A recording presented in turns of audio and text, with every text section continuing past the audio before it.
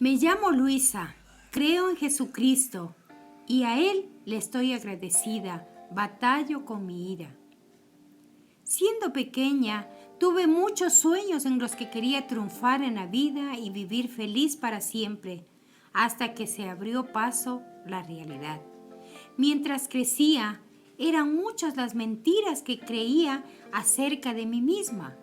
Una de las mentiras que tenían profundas raíces era que yo nunca iba a servir para nada.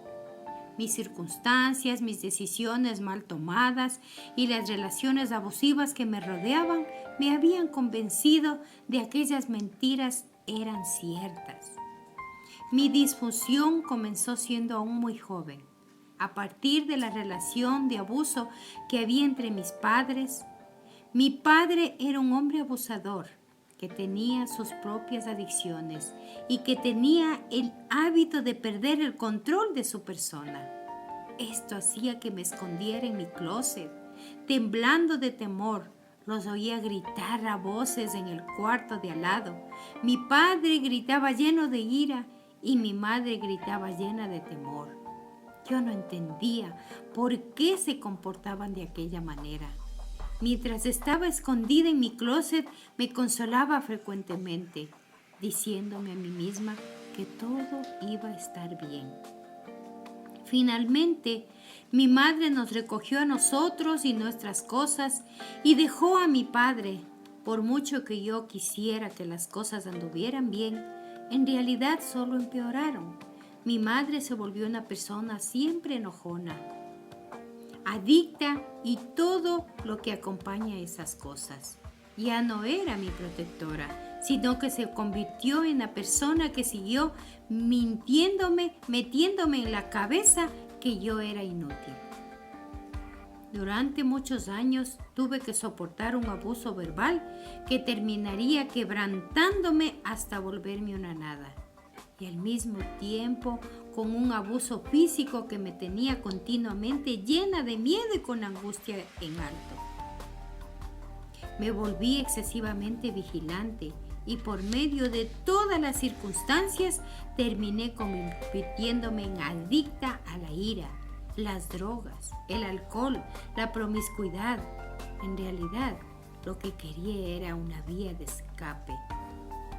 Mi madre o estaba trabajando en el bar a la hora en que eran más baratas las bebidas, o en clubes nocturnos. Siendo niña, no tuve supervisión alguna, así que en mis tiempos libres no había nadie que me controlara. Por lo general, lo que hacía con mi tiempo era beber y usar drogas con mis amigos. Tenía amigos que eran de varias edades y descubrí que era hábil para manipular a la gente y conseguir lo que yo quería. Tan buena que conocí a un amigo que me prestaba su auto con frecuencia. Yo tenía 16 años y él 30. Mis días consistían en usar aquel vehículo para divertirme conduciéndole, reunir a todos mis amigos y consumir tanto alcohol o tanta marihuana como podíamos. Finalmente, este amigo se dio cuenta que no estaba consiguiendo lo que quería. Se volvió en contra mía, reportó a las autoridades que yo le había robado su auto y presentó cargos en mi contra. Así fue como a los 18 años comencé en la espiral descendente del encarcelamiento. Ahora tenía una supervisión constante, la de un funcionario de libertad condicional. Después de aquello, comencé a entrar y a salir continuamente de los centros para menores de delincuentes. Este espiral comprendía la entrega de muestras sucias de orina, positivas con drogas o alcohol, robar en las tiendas por departamentos, no cumplir, o mejor dicho, no querer cumplir con las reglas de la libertad condicional y los monitores de supervisión en la casa. Todo esto junto con otras actividades delictivas juveniles. Mientras llevé este estilo de vida, el alcohol y la marihuana desempeñaban un gran papel en mis decisiones. Yo pienso que aquello era una manera de estar fuera de mi hogar tan lleno de abusos, porque los delitos que cometía siempre carecían de motivos. No recibía ningún tipo de orientación por parte de mi madre o de mi familia. Las cosas que aprendí de ellos eran la manera de beber, más como se fuma en pipa. Tenía tendencias muy autodestructivas y odiaba mi vida. Finalmente me volví más fuertemente adicta. Me sentía vacía. Todos estos hábitos de adicción hicieron un enredo en mi primer matrimonio. A los 19 años, aquella relación se convertiría en una combinación de las mentiras que me decían y las que yo creía ciertas. Mi matrimonio estaba lleno de abusos verbales y físicos, que hizo que brotara y se desarrollara más aún mi ira. Se manifestaba hasta el punto de que yo me sentía tan impotente, atormentada y esclavizada, que hacía lo que mejor sabía hacer, volverme más furiosa aún. Todas aquellas circunstancias crearon un mundo de caos total para mí. Tomé muchas malas decisiones más, unas tras otras, sin darme cuenta de que las consecuencias de mis decisiones harían peor a mí y harían peores mis situaciones. Me hospitalizaron por depresión e intento de suicidio. Tuve muchos consejeros, pero no encontré uno solo que me fuera útil. Era tan codependiente en mi matrimonio que decidí y me hice numerosos abortos para aplacar a mi esposo. Ya no podía ver más allá de todos mis problemas. Con todo aquel abuso emocional acumulado, mis sentimientos de inutilidad y la sensación de que estaba atrapada en mis circunstancias, algo terrible tendría que suceder. Yo era una bomba de tiempo hasta que por fin terminé cayendo en un profundo final. Estaba drogada con medicinas psiquiátricas, sumamente deprimida y acababa de descubrir que mi esposo había estado metido en una aventura amorosa por bastante tiempo. Estuvimos juntos 10 años. Yo había puesto todas mis esperanzas en aquel hombre que, según yo, me amaba incondicionalmente. Mientras bebía, mi esposo me decía que nunca lo podría abandonar. Peor aún, muy dentro de mí, sabía que nunca tendría la fuerza necesaria para hacerlo. Un día decidí que sí lo iba a dejar, mientras yo le suplicaba que me diera las llaves del auto. Él me seguía molestando y menospreciándome a mí. En medio de todo aquel caos, confusión y dolor, yo necesitaba escapar a mi situación con tanta desesperación que tomé un cuchillo y se lo clavé en una pierna. Nuestro hijo de 3 años estaba sentado junto a él. Llena de terror, recogí a mi hijo y corrí hasta la casa de los vecinos. Llamé a mi tía y le dije que necesitaba que ella fuera a recoger a mi hijo. Mientras yo estaba fuera, la familia de mi esposo llegó al apartamento corriendo y llamó de inmediato al 911. La calle se vio inundada de policías, curiosos y personal de emergencia. Yo le dije a mi hijo que tendría que dejarlo. Lo besé y le dije adiós. Regresé a mi complejo de apartamentos.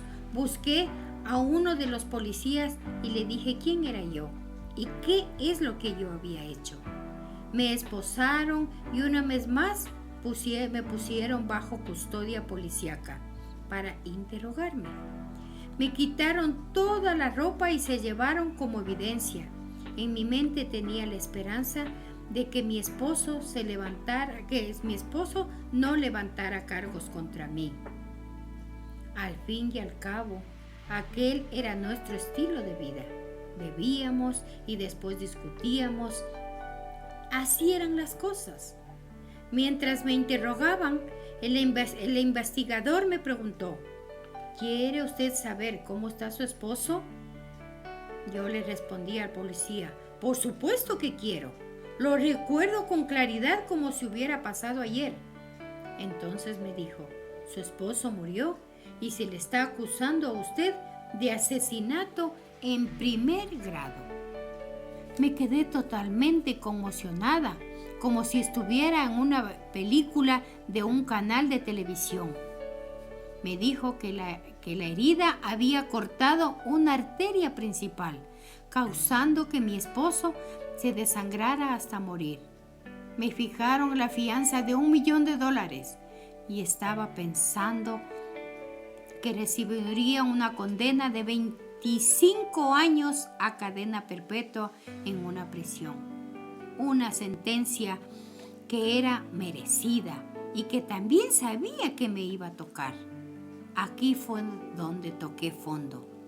Problemas demasiado grandes se amontonan sobre mi cabeza.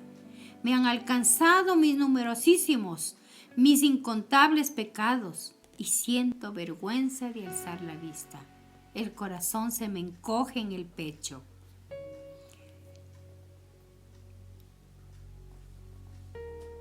Salmos 40:12. En aquella noche del año 2003, yo necesitaba alguna manera de ser rescatada de mi culpa por haber matado a alguien, y en especial a alguien a quien amaba. En aquellos momentos me parecía que acabar con mi vida sería mi mejor puerta de huida. Esta vez, antes de hacerlo, oré. Recuerdo que yo clamé y dije palabras que nunca habría creído que saldrían de mis labios. Dios, si tú eres real, yo te necesito. No me daba cuenta de que aquellas pocas palabras tendrían tanto poder, que aquella misma noche mi mundo dio una vuelta completa. En Jeremías dice: me buscaréis y me encontraréis, cuando me busquéis de todo corazón. En aquel momento, el funcionario del correccional me sacó de mi celda en la cárcel y me dijo que me habían ido a visitar mi abogado. Este me dijo que me iban a escoltar unos policías para que fuera a ver a mi esposo antes que lo sepultaran. En medio de mis circunstancias, había sucedido lo imposible, y de una forma que yo jamás me habría podido imaginar. La madre de mi esposo suplicó inesperadamente al carcelero que me permitiera ver a mi esposo antes de que lo sepultaran. Y el carcelero estuvo de acuerdo. Dios estaba obrando realmente allí. El principio 2 dice: en una forma sincera, creo que Dios existe, que le intereso y que Él tiene el poder para ayudarme en mi recuperación. Dichosos los que lloran, porque serán consolados, nos dice en Mateo 5:4. Yo reconocí realmente que cuando clamé a Dios, Él me había escuchado. Quería ser restaurada. Me dieron una Biblia, la abrí por donde pude y la comencé a leer. Estaba encerrada en la celda 23 horas al día. Las horas pasaban y yo seguía leyendo. Quería más del asombroso poder de la paz que estaba experimentando. A lo largo de toda aquella semana comencé a sentir lentamente que iba desapareciendo el peso de mi culpa y a sentir que también una paz que no podía explicar. Aunque estaba allí sentada en una solitaria celda de la cárcel, presa para el resto de mi vida y alejada de mi hijo, seguía teniendo paz. mientras que durante toda mi vida había estado buscando la satisfacción con cosas que nunca permanecían y solo duraba un momento. Ahora reconocía cuál era la verdadera satisfacción y esta solo estaba en buscar a mi Señor Jesucristo. No me sentenciaron a 24 años, hasta cadena perpetua. Yo creo que fue la manera en que Dios me demostró que podía confiar en Él. Comprendiendo que tenía un hijo en casa, ya no me estaba condenando a aceptar la vida en prisión. De hecho, negocié mi sentencia con Dios, que Él es verdadero juez. Comencé orando para que no me condenaran a cadena perpetua, después a no tener que cumplir los 11 años que me ofrecía el fiscal del distrito. Entonces me fui osadamente ante el trono, pidiendo que no me dieran más de 5 años. Mi sentencia fue 3 años y 8 meses. No cambié en un instante. Aún tenía hábitos de adicción con las sustancias que introducían en la prisión. Gracias a Jesús, fui capaz de sobreponerme a muchas adversidades mientras estaba encarcelada. Había muchas batallas, desde la homosexualidad hasta las drogas y el alcohol, y todas aquellas cosas eran fáciles de obtener en prisión. Pero había un poder mayor que estaba obrando en mí. Se me abrieron las puertas para que asistiera a estudios bíblicos, en los cuales conocí unas amigas cristianas genuinas que querían cambiar de verdad. Les ministraba a todas las compañeras de la celda que llegaron y se fueron a lo largo de los años.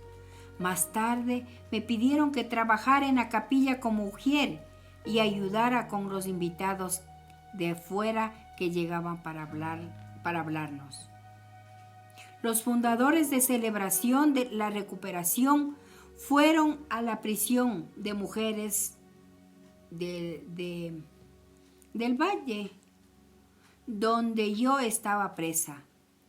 Entrenaron a cerca de 40 mujeres en la forma de guiar un grupo de estudio de Celebremos la Recuperación mientras estábamos en la prisión. Aquello fue un honor, porque mi ira, que era la que me había llevado a la prisión, era el tema del grupo de recuperación que yo dirigía para otras presas.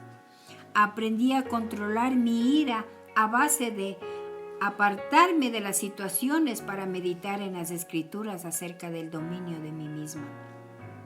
Tuve muchas oportunidades para que mi ira se descontrolara. Pero el uso de los 12 pasos centrados en Cristo y las comparaciones bíblicas era el bosquejo perfecto de lo que debía hacer para ir superando mis luchas. Sorprendentemente, mientras estuve en prisión, fui capaz de encontrar realización, amor, confraternidad y dominio propio por medio del poder de Jesucristo. Mis anhelos comenzaron a cambiar y cada vez que se me hacía más claro lo que quería hacer con mi vida. Mientras más me acercaba a Dios por medio de la oración y del aprendizaje acerca y a través de su palabra, más se me acercaba Él a mí con su consuelo, su paz y unas amistades reales. Además de esto, pude ver a mi hijo con frecuencia. Más tarde me di cuenta de la forma en que Dios había estado tratando de atraer mi atención. Antes de ser arrestada, había ido a un servicio en una iglesia que había respondido a un llamado al altar. Le había pedido a Dios que entrara en mi vida. Recuerdo haberme sentido muy quebrantada aquel día. Al domingo siguiente, la hermana de mi esposo me preguntó si íbamos a volver a la iglesia, porque a ella le había gustado mucho. Sin embargo, yo le respondí no. Ahora ya me siento mejor. Ese fue el día en que me arrestaron. Solo llamaba a Dios en medio de los problemas y me olvidaba de Él cuando las cosas marchaban como yo quería. Dios ha escogido lo necio del mundo para avergonzar a los sabios. Y Dios ha escogido lo débil del mundo para avergonzar a lo que es fuerte. Y lo vil y despreciado del mundo ha escogido Dios, lo que no es, para anular lo que es, para que nadie se jacte delante de Dios. Esto nos dice en 1 Corintios 1, 27, 29. El Espíritu del Señor Omnipotente está sobre mí, por cuanto me ha ungido para anunciar las buenas nuevas a los pobres. Me ha enviado a sanar los corazones heridos, a proclamar liberación a los cautivos y libertad a los prisioneros. Esto nos dice en Isaías 61:1. Mientras más me acercaba el momento en que saldría en libertad, me iba llenando con muchas expectativas en cuanto a lo que Dios iba a hacer con mi vida. Yo sabía que cuando saliera por aquel portón, mi vida sería nueva, porque ya se estaba transformando en algo nuevo mientras permanecía encarcelada.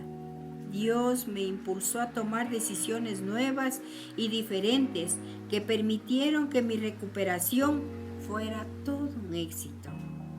Llevo ahora 4 años y medio en mi casa y me han quitado la supervisión del oficial de libertad condicional. Dios ha transformado muchas cosas en mi vida desde que pasé tiempo en la prisión.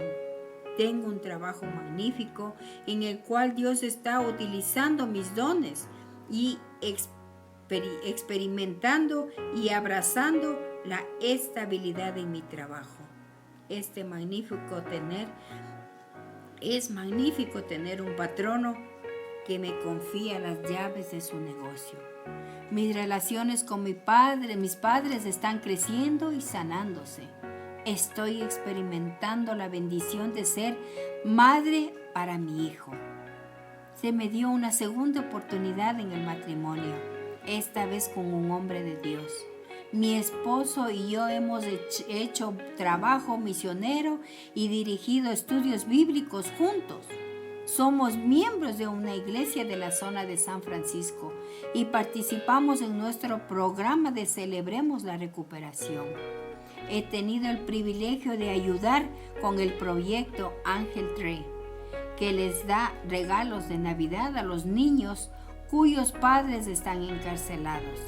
Me han autorizado para entrar en las cárceles de San Francisco y ministrarles allí a los hombres que sufren y a mujeres en recuperación después de haber abortado.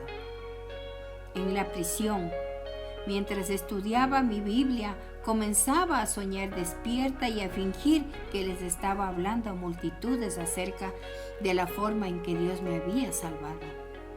Entonces le preguntaba a Dios: ¿puedes usar las circunstancias más dolorosas de mi vida? Si puedes, ¿cómo entonces? Él me decía cómo hacerlo. Levántate y conviértete en mi voz.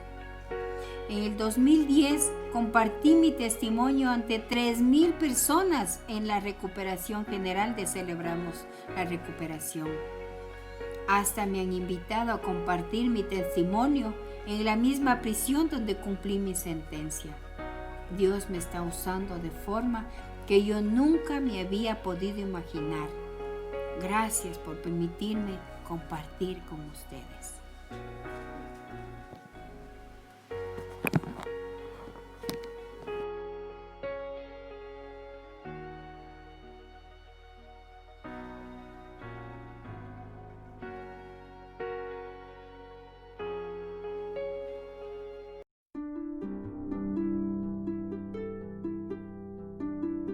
Oración de la serenidad completa.